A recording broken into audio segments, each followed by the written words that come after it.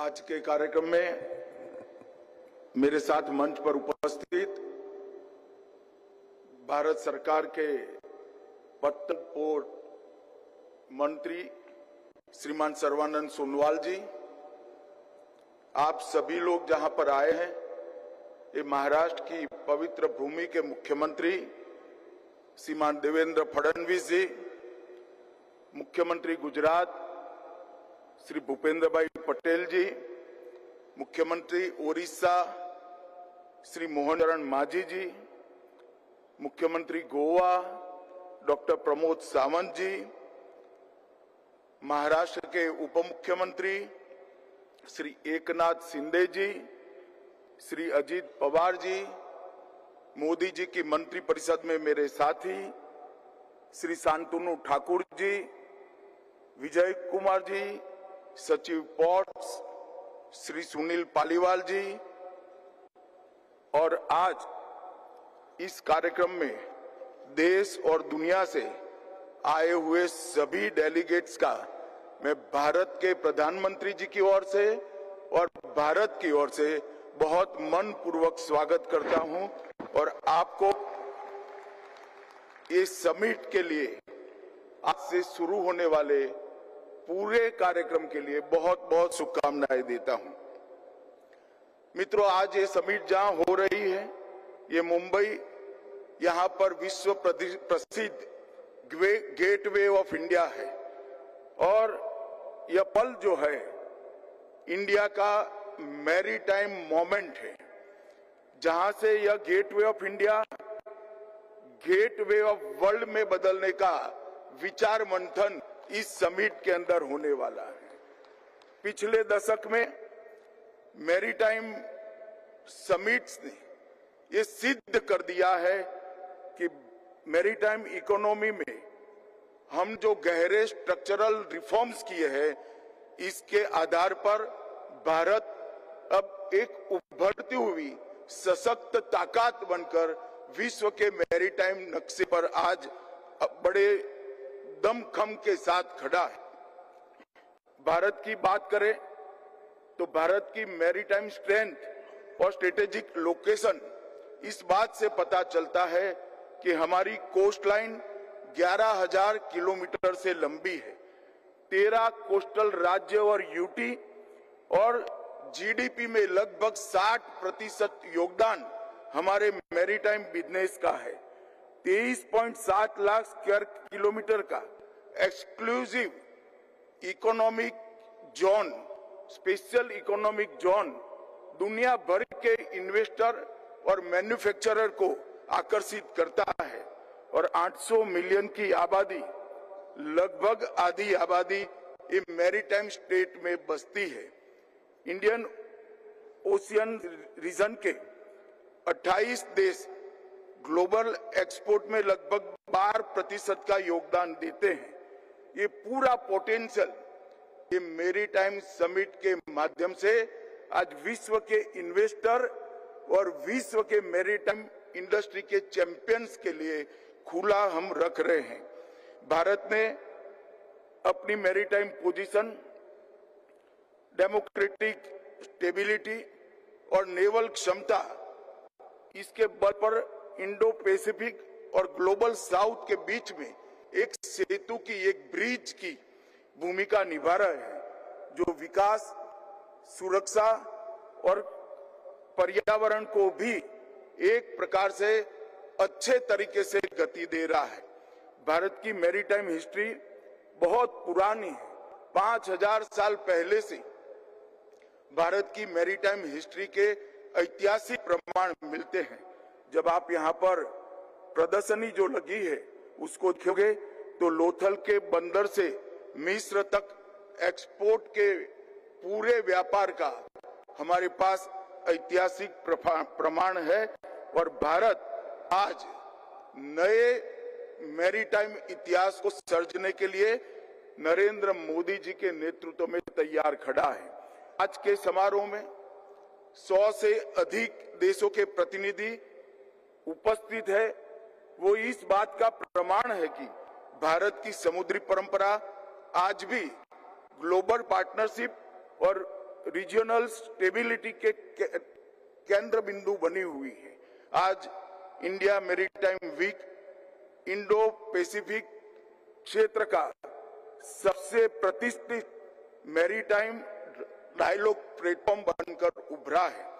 वर्ष 2025 का ये इंडिया मैरीटाइम वीक ये चौथा संस्करण है और पहले 4 संस्करणों ने इसको एक मजबूत आधार बख्शा है और मैं मानता हूं कि ये समिट 2025 की नरेंद्र मोदी जी का 2047 तक मैरीटाइम इंडस्ट्री में भारत का जो स्थान सुनिश्चित करने का लक्ष्य है, इसको अचीव करने के लिए बहुत बड़ा योगदान देगी।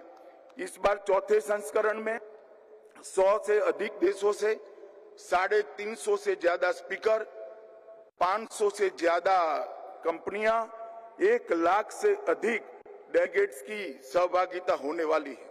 10 लाख करोड़ के इन्वेस्टमेंट की अपॉर्चुनिटी पर यहाँ पर सृजन होगा और भारत का ये लक्ष्य रहे, भारत प्रतिस्पर्धा में नहीं परस्पर सहयोग में मानता है।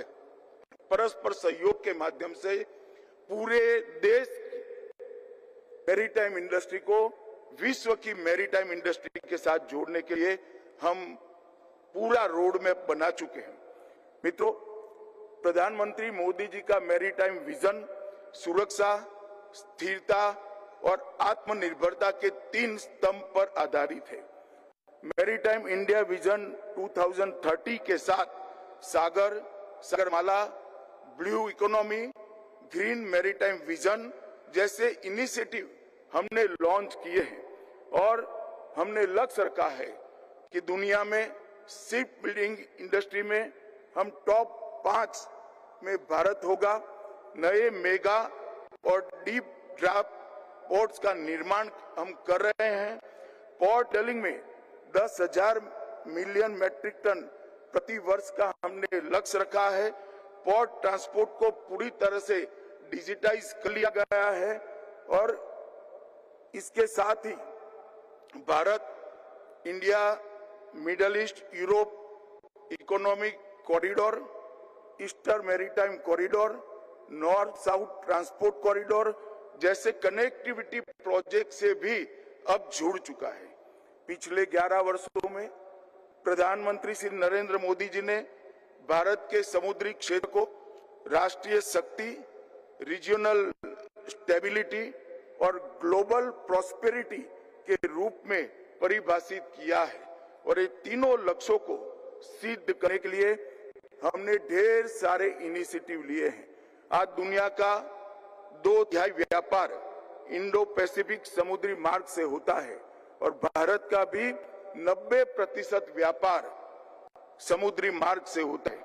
मोदी जी की मैरीटाइम पॉलिसी अब विकसित होकर महासागर, mutual and holistic advancement for security and growth across region, जो भारत के बढ़ते ग्लोबल फुटप्रिंट और ग्लोबल साउथ के देशों का प्रतीक बन चुकी है। सागर से महासागर, ये मोदी जी का विजन 2047 तक भारत को इस क्षेत्र में ग्लोबल लीडर बनाने का लक्ष्य की पूर्ति के लिए हम आगे बढ़ेंगे। हमने इसके लिए हमारे बजट में 6 गुना वृद्धि की है। $40 मिलियन का जो बजट हुआ करता था, आज $230 मिलियन तक हम पहुंचे हैं। सागरमाला परियोजना मार्च 25 तक $70 बिलियन की 839 परियोजनाओं की पहचान हमने की है, जिसमें $17 बिलियन की 272 परियोजनाएं पूर्ण भी कर ली गई है। देवेंद्र जी ने अभी बताया $10 बिलियन के से मुंबई के नजीक वाधवान पोर्ट का जो निर्माण हो रहा है, वो अपने पहले ही कामकाजी दिन से दुनिया के टॉप 10 पोर्ट्स में अपना स्थान ले लेगा। ये भारत के लिए और दुनिया के लिए अपार संभावनाओं खोलेगा। इसके साथ साथ $5 बिलियन से ग्रेट निकोबार प्रोजेक्ट्स हम जो बना रहे हैं, वो भारत के मैरीटाइम वैश्विक व्यापार को अनेक गुना बढ़ाने के लिए हम आगे बढ़ेंगे। $200 मिलियन के निवेश से कोचिन शिपयार्ड में भारत की सबसे बड़ी ड्राई डॉक का निर्माण हम करने के लिए आगे बढ़े हैं और गुजरात में मैरीटाइम हेरिटेज कॉम्प्लेक्स का विकास भी हम कर रहे हैं। इसके लिए जरूरी अंतर्राष्ट्रीय कानूनों के साथ तालमेल बिठाने के लिए कानूनी रिफॉर्म करने का काम भी हमने कर लिया है। 2025 में भारतीय बंदरगाह विधेयक 117 साल पुराना कानून हमारी संसद ने फिर से आज के परिप्रेक्ष्य में ग्लोबल दृष्टिकोण के साथ पारित किया है। अंतर्देशीय पोर्ट अधिनियम 2021 एक केंद्रीय कानून द्वारा अंतर्देशीय जलमार्ग को विनियमित और मानकीकृत करने का इससे हमने काम किया है। प्रमुख बंदरगाह प्राधिकरण अधिनियम 2021 इसके माध्यम से हमने बंदरगाहों को और बोर्डों को अधिक स्वायत्ता और उनके संस्थागत ढांचे के आधुनिकीकरण का मार्ग खोला है। राष्ट्रीय जलमार्ग अधिनियम 2016 106 नए जल मार्गों को घोषित किए हैं और इसमें से कई सारे हम चालू कर चुके हैं। जल समृद्धि योजना और portal ease of doing business में बेहतरी के लिए सागर सेतु पोर्टल और समुद्रयान गहरे समुद्र में खनन के लिए ऐसे कई सारे इनिशिएटिव हमने लिए हैं। हमने सुरक्षा को भी सुनिश्चित किया है, कोस्टल सिक्योरिटी को भी सुनिश्चित किया है और मछुआरों की सुरक्षा के लिए भी ब्लू इकोनॉमी के डेवलपमेंट के लिए सुनिश्चित करने का काम भारत सरकार ने किया है। हमने पिछले दशक में तटीय शिपिंग में 118% की वृद्धि दर्ज की है। कार्गो हैंडलिंग में 150% की वृद्धि हमने दर्ज की है और टर्न अराउंड टाइम में भी कमी कर हम लगभग वैश्विक मांग के साथ हम नजदीक पहुंचे हैं। मैरीटाइम सेक्टर में सर्कुलर इकोनॉमी को बढ़ावा देने के लिए, शिप बिल्डिंग के लिए आगे बढ़ने के लिए हम नीतिगत फैसले लेकर नई पॉलिसी कर भी आए हैं। भारत का लक्ष्य है एक ऐसा ग्रीन मैरीटाइम फ्यूचर विकसित करना जो विकास को गति दे लेकिन प्रकृति के साथ भी संतुलन बनाए रखे। साथ ही भारत ये नहीं भूला है कि स्मॉल आइलैंड स्टेट और ग्लोबल साउथ के कई देश समुद्र से ही जीवन और जीविका प्राप्त करते हैं। उनके लिए क्लाइमेट चेंज का अस्तित्व का प्रश्न है।